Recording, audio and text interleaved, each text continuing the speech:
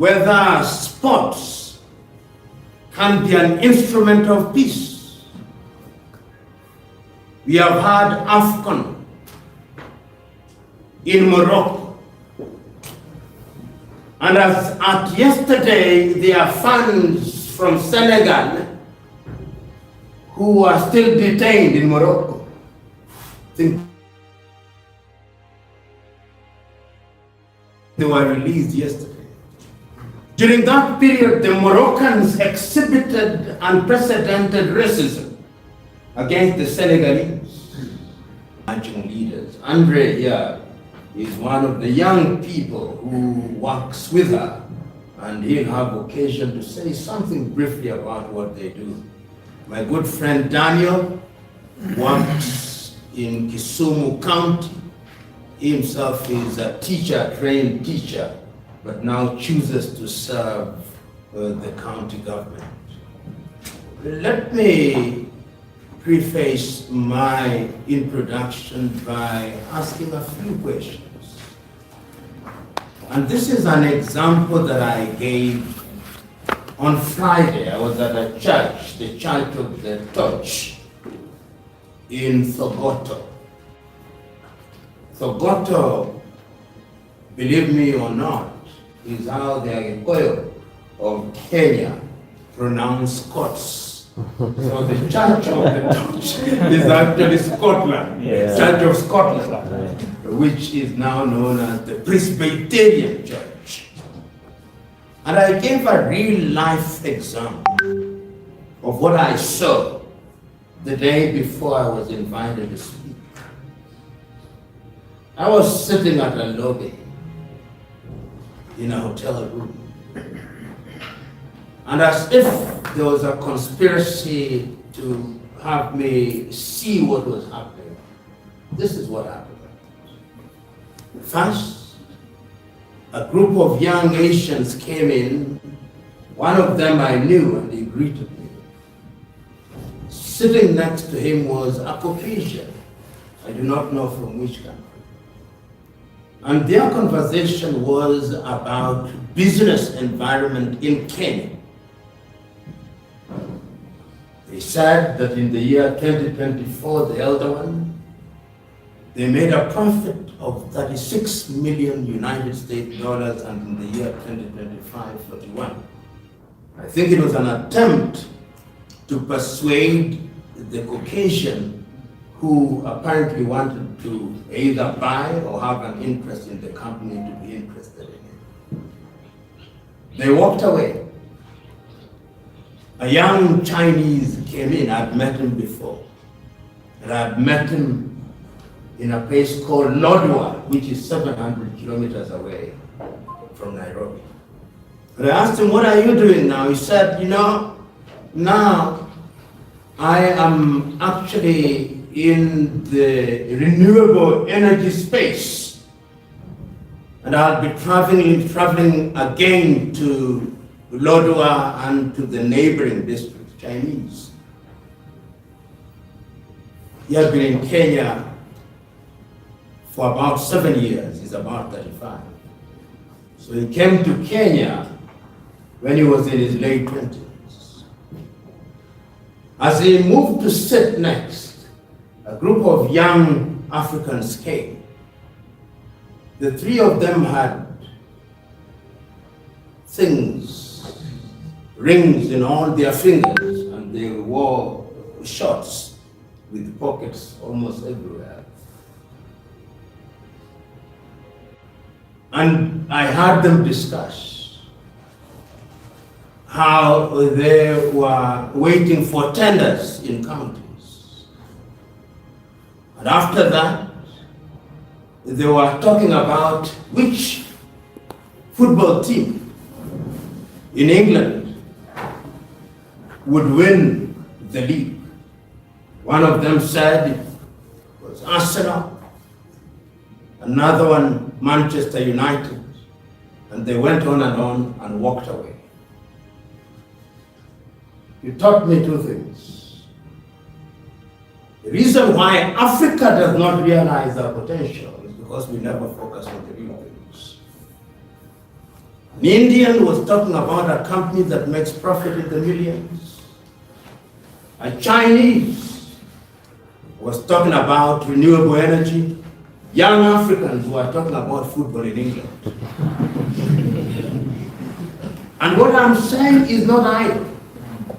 Today, if I ask any one of you here who have come here to listen to sports and diplomacy, how many of you know the leading football team in Zambia?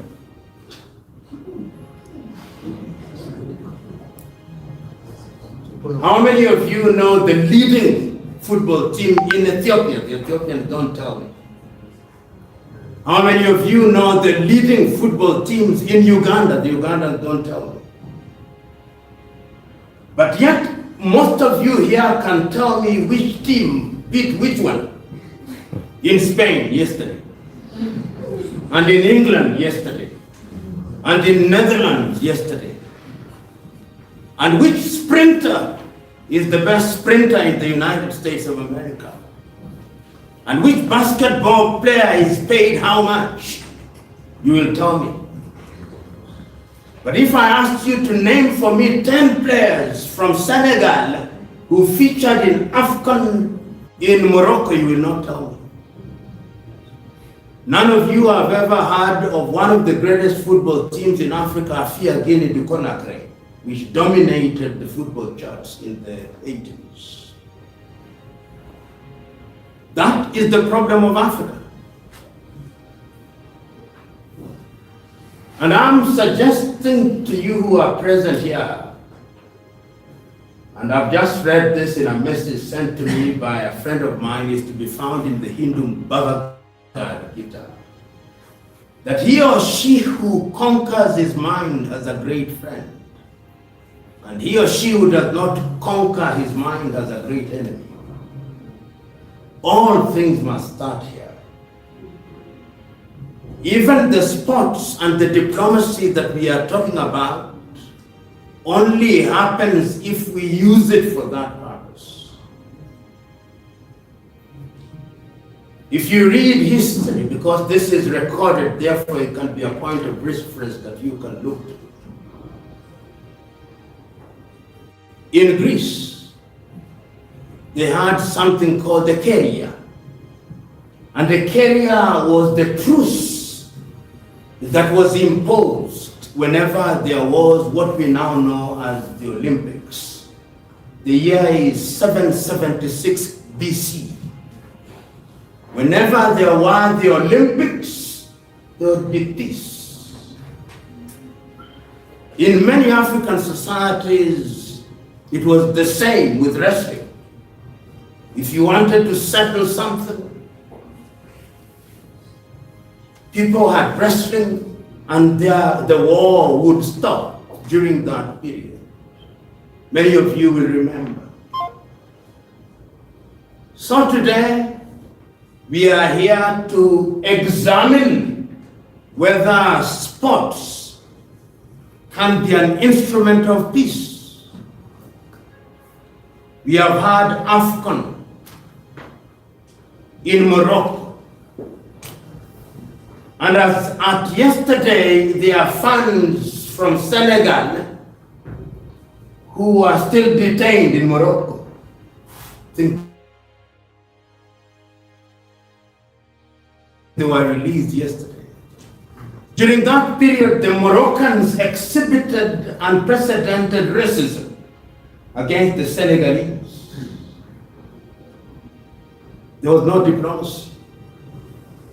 Sports became an arena of unarmed combat. So there must be a deliberate effort on our part to make sports an avenue for diplomacy, which begs the question, what is diplomacy?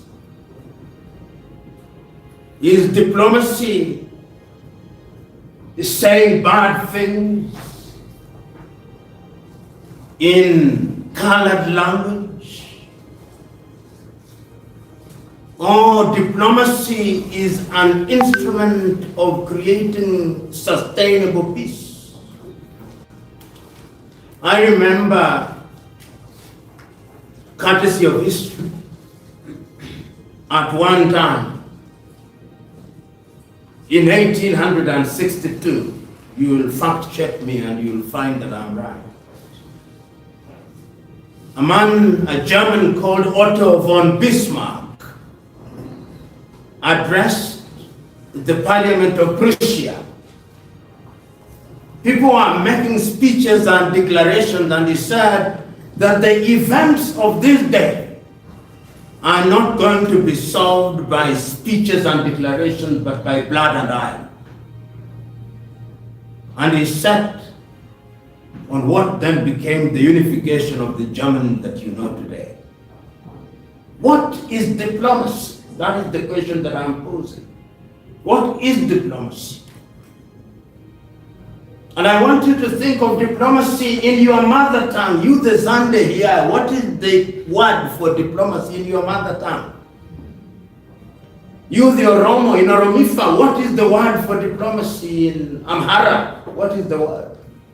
In Tigrinya, what is the word? In Luganda, what is the word? In Agikoyo, what is the word for diplomacy? Because sometimes in Africa, because we are using a foreign language, we lose a lot of flavor of what it is. What is it? Because it's only then that you'll appreciate. Otherwise, this gathering that you have here, including the sports, is just another jamboree. And I don't want you to be involved in just another jamboree. Because as we speak now, Africa is not at ease. Even where you think it is at ease. Ethiopia will tell you. There are places in Amhara where people have not gone to school for 3 years. Correct. It may not be reported, but it's the truth. In Tigray, truth. In Oromia, truth. In Kenya here, truth. In South Sudan, in Sudan, in Central African Republic, in the eastern part of Democratic Republic of Congo, in Cameroon, in the entire northern part of the Sahel. That is the state of Africa. Even the football and the running that you are talking about is not taking place. So the question is, after here, what next? After here, what next? Just this morning, I've drafted a letter in my office to the chairman of the African Union about meetings. I was invited to a workshop, and I said, I'm tired of workshops and seminars and all, because it appears that the thing that Africans have perfected is the art of workshopping and seminarizing.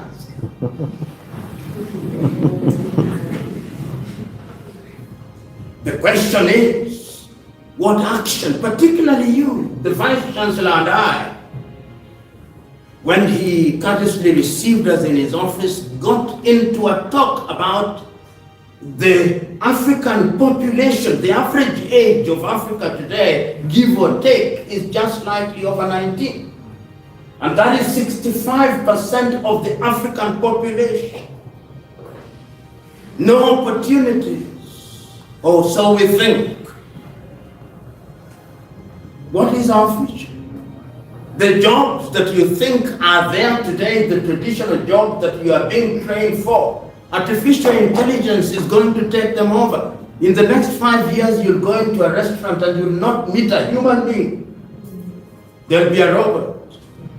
You press what you want and the robot will bring it on the table. So where there were 20 waiters, there'll be one robot. No jobs. You'll go into a bank, there'll be no tellers. You'll go into land registries, there'll be no staff.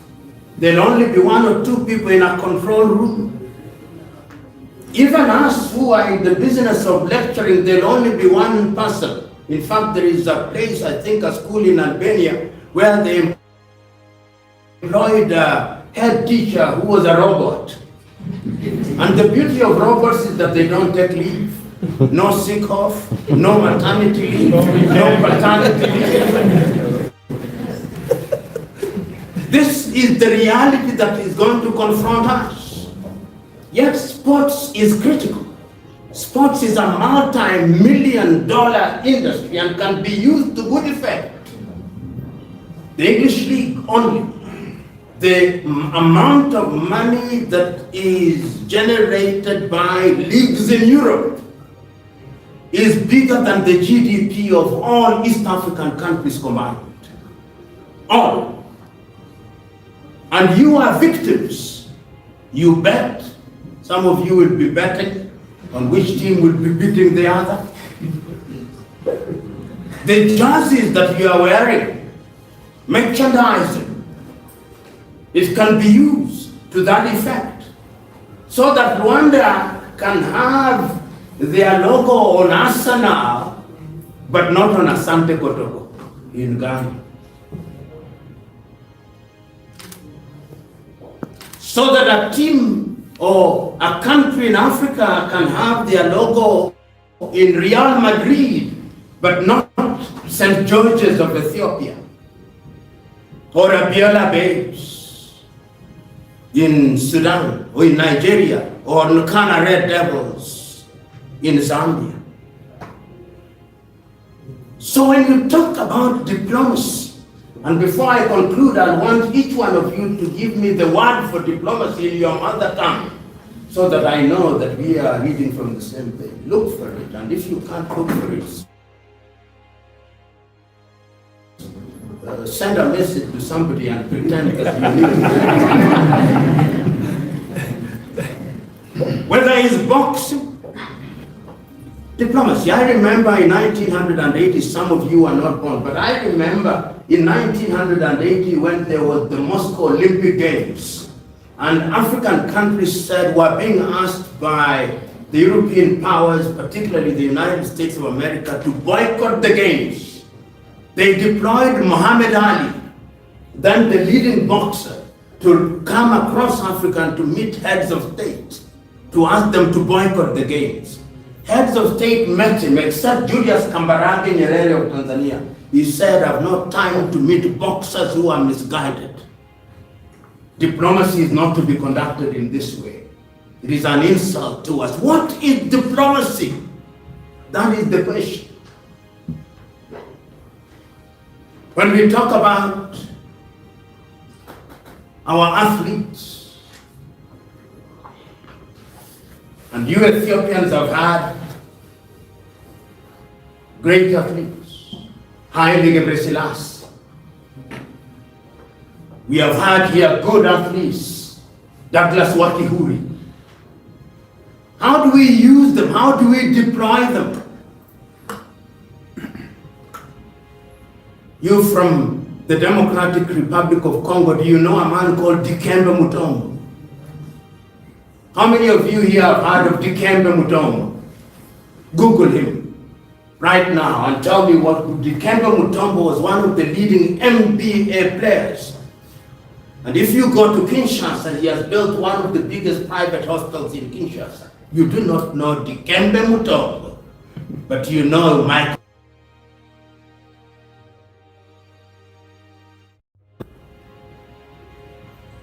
How many of you here know Akim Abdullah? How many of you have heard of Akim Abdullah? Google him. One of the greatest basketball players in the NBA. I'm giving you names. This is sport diplomacy. I'm not talking about anything else. Sports diplomacy. How many of you, apart from Kenyans, have heard of Tekla Nehru? Sport diplomacy. In other words, if you say that you are going to be an agent in any area, I want you to be familiar with the names. Then you are talking about diplomacy. I'm talking about NBA, I've talked about basketball, I've talked about marathon, I've talked about boxing.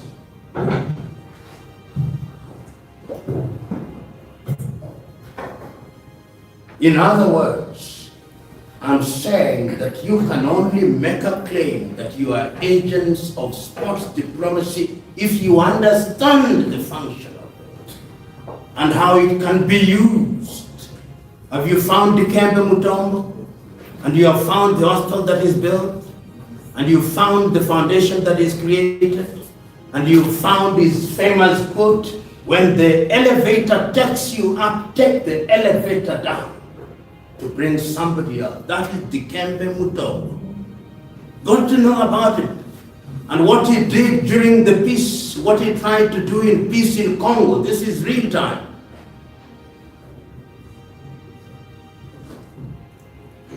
George Oppongwea. How many of you here know George Oppongwea? George Oppongwea was one of the greatest footballers in the world, and I think he's one of the individuals who won the Golden Boot, Ballon d'Or. And you remember that he became the president of Liberia. Sport diplomacy.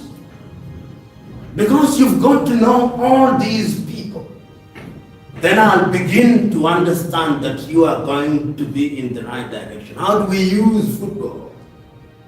How do we use athletics? How do we use rugby? How do we use all these things and make sports a multi-billion-dollar industry? You mentioned Tank. Is he still around? Tank used to be a great rugby player on Gong Road. You read about him, and the reason why he was called Tank is, I think, when he stood on your way, you could protect him. Is that not true, Tank? Very true. I was not a rugby enthusiast, but I knew Tank. So if you wanted to send somebody to go out there with a name recognition, if there is a conflict, then you can use it only if you appreciate what he was doing. And he has a story to tell.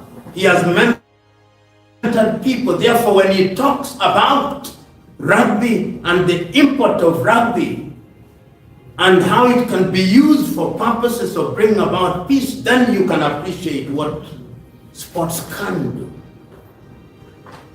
You know, before I invite my other colleagues, I remember when we were a little young, they were great sports people. And whenever there was an issue, they became unifiers. Even in countries where negative ethnicity prevails, when there is the Kenyan football team or the Ethiopian football team or the Tanzanian or the Democratic Republic of Congo, we forget those tribes. We only think about the nation. How we could build on that. Right now, as I've already said, the continent of Africa is in a bad space. But we are also talking about sports and ethics. If you look at some of the motto in terms of integrity of Zitek University, you see something integrity. What is integrity? What is it? What is it? Why is it? Right now, before I say what it is,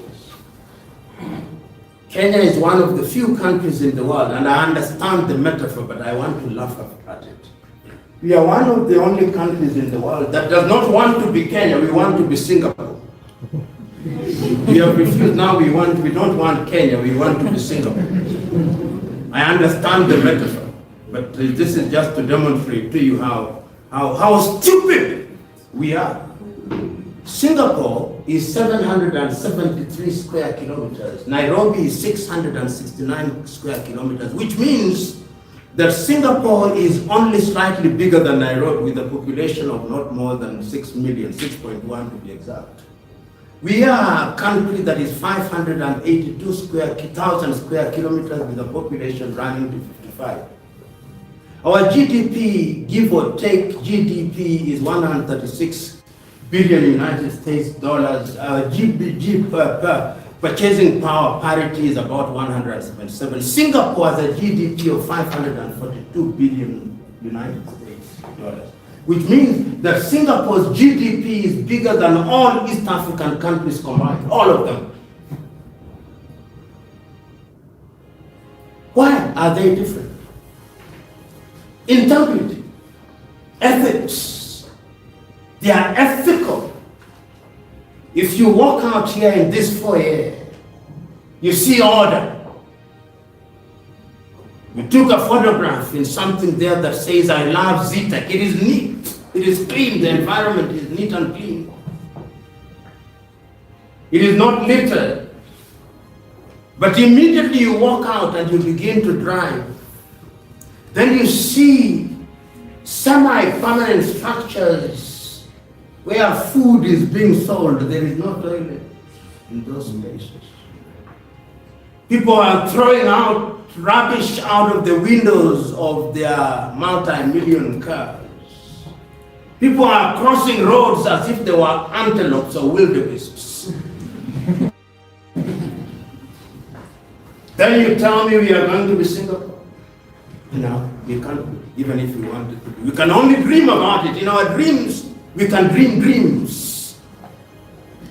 But in order to achieve things, you must do something about them. Are we doing something about the things that we are talking about? Deliberately doing to move in that direction? The answer is not. And I'm talking to you, Africans. The gentleman there is from the Netherlands. When we were studying geography, we studied your country. And one of the things that we used to hear is that God made the world, but the Dutch made Holland. We used to call you Holland then. We did not know the distinction, now we know. If you go to Amsterdam, more than half of it is below sea level. Fact.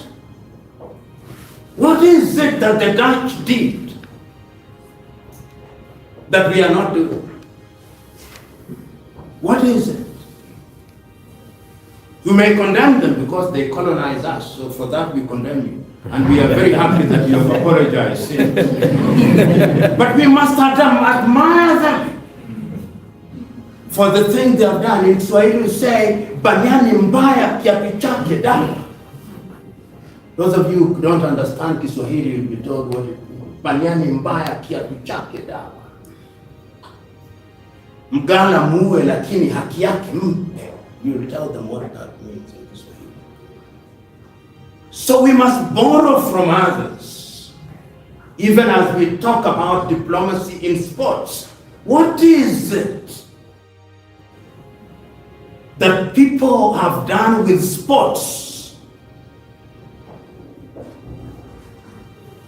that makes their sports persons to have influence? What is it? And how can we use it? After this conference, is there going to be a memorandum? And you are lucky and I congratulate you, you are now in the EU, in the AU. Is there going to be a memorandum to the chair of AUC to tell him stop issuing sterile statements about the situation in Sudan? Organize a team of sports people to go and see Hemeti and General Burhan to tell them we want to play football in Sudan, we want to be active. Is there going to be such a memorandum? Is there going to be a memorandum to all the leaders of the 8 regional communities in Africa to tell them we want peace, we young people? Is there going to be such a one as that? Is there going to be a memorandum to vice chancellors of the universities in Africa to tell them we want to use sports for diplomacy? If that is not going to happen, then this is just another jamboree. This is just another workshop. This is just another seminar. So make a difference. And Wangare Mutamadai said something that I commend. When the forest was on fire, be like the hummingbird. Make your contribution. because the forest does not exist in spite of the tree. Be the tree. So I'm urging you, as you sit and assemble here, you are doing a good thing. The very fact that you have taken time to travel from your countries to be here is commendable. You'll be doing other things, so I commend you. On your path, you will meet frustrations. You'll be discouraged. You'll have skeptics. But there is a book I'm reading now which tells me, have the courage to be disliked. It is only those who have had the courage to be disliked throughout history who have made changes.